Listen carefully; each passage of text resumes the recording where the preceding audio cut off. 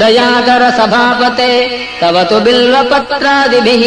समर्च्य पदपङ्कजम् सुलभमेव कैवल्यदम् कदाहमभवम् धियो विषयलम्पटोऽज्ञः कथम् चिदम्बरमहानटम् हृदि विचिन्तये सन्ततम् न चास्मि कुशलस्मृतौ स्मृतिपुराणकाव्येषु वा कलासु विविधासु वा परिचितोऽस्म्यहम् नैव भोः कथम् मयि भूभुजा भवतु हर्षपूरस्वतः